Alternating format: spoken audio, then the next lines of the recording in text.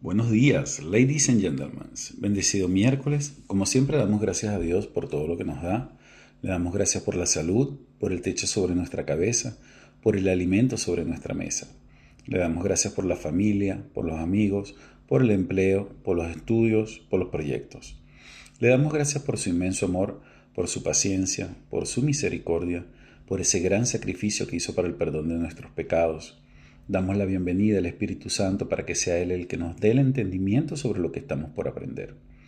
Continuamos con el estudio del sufrimiento y muerte de los apóstoles y hoy vamos a hablar un poco de Simón el Celote. Simón el Cananeo también se le llamaba, es uno de los apóstoles menos mencionados en el Nuevo Testamento. Su apodo, el Celote, probablemente indica su asociación con los celotes, un grupo de judíos que luchaba contra la ocupación romana. Sin embargo, tras su encuentro con Cristo, Simón dejó cualquier vínculo con movimientos políticos para dedicarse por completo a predicar el Evangelio. La tradición cristiana sostiene que Simón el Celote viajó a predicar en tierras lejanas, incluidas Persia, hoy Irán, y Etiopía. Aunque los relatos varían, muchos afirman que fue martirizado. Una de las versiones más comunes dice que fue aserrado en dos por predicar contra la idolatría en Persia, mientras que otras fuentes mencionan que fue crucificado. Eusebio de Cesarea menciona brevemente a Simón, pero no proporciona detalles sobre su martirio. Los relatos sobre su muerte provienen de tradiciones cristianas posteriores, especialmente en las regiones donde se creó o donde se cree que predicó él. El hecho de que Simón, un hombre posiblemente involucrado en la lucha política por la independencia de Israel, haya abandonado su enfoque terrenal por una misión espiritual más grande, refleja la transformación total que experimentaron los apóstoles al encontrarse con Cristo. En lugar de luchar por la liberación política, Simón dedicó su vida a la liberación espiritual, predicando el Evangelio incluso en tierras donde la persecución era severa. Su martirio, ya sea por crucifixión o aserrado, simboliza su disposición a enfrentar una muerte violenta por su convicción en la resurrección de Cristo y el mensaje de salvación.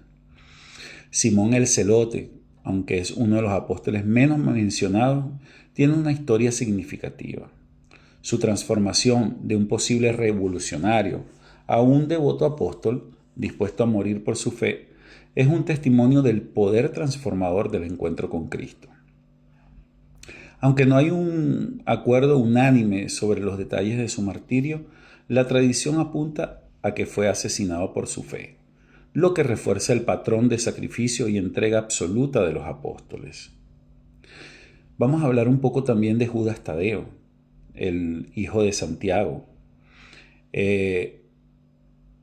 Este es mencionado en el Nuevo Testamento en las listas de los 12 apóstoles de Jesús. Es conocido por haber escrito la epístola de Judas, un breve libro del Nuevo Testamento. Aunque no es mencionado con frecuencia en los evangelios, se le atribuye haber predicado el evangelio en diversas partes de Mesopotamia y Persia. La tradición cristiana sostiene que Judas Tadeo fue martirizado por su fe. Existen diferentes versiones sobre cómo murió, siendo una de las más extendidas que fue asesinado con un garrote o maza mientras predicaba en Persia. Según los Hechos de Judas, un texto apócrifo, aunque estos textos no tienen el mismo valor histórico que las obras de Eusebio de Cesarea, han influido en las tradiciones cristianas. Otra tradición recogida por Simeón Metafraste, un escritor bizantino, afirma que Tadeo fue martirizado junto a Simón el Celote en Persia. Sin embargo, las fuentes son diversas y no existe un relato unánime sobre los detalles de su muerte. Eusebio de Cesarea menciona brevemente a Judas Tadeo, aunque no da detalles de su martirio. Sin embargo, Su inclusión en las listas de los apóstoles que predicaron en tierras extranjeras refuerza la tradición de que su vida terminó en persecución por predicar el Evangelio. Judas Tadeo, aunque es una figura menos destacada en los evangelios, jugó un papel clave en la expansión del cristianismo en regiones lejanas. El hecho de que su muerte violenta esté tan profundamente ligada a la predicación del Evangelio en tierras extranjeras muestra su firmeza y dedicación. Al igual que los otros apóstoles, Judas Tadeo no buscaba ganancias terrenales ni posiciones de poder, sino que estaba completamente comprometido con la misión de Cristo.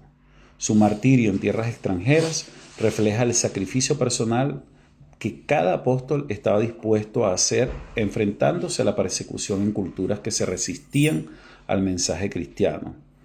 Judas Tadeo es otro ejemplo de un apóstol que dejó su vida anterior y arriesgó todo por predicar el Evangelio en tierras lejanas. La pregunta que surge es, ¿qué ganaba Judas Tadeo con este riesgo? Para un hombre que fue asesinado por sus creencias sin recibir recompensas terrenales, su compromiso con el Evangelio sugiere una profunda convicción en la verdad de lo que había presenciado con Cristo. Y por honor al tiempo dejamos esta enseñanza hasta acá. Mañana vamos a develar un poco sobre el sufrimiento y muerte de Matías. Este fue el último de los apóstoles elegido para completar los 12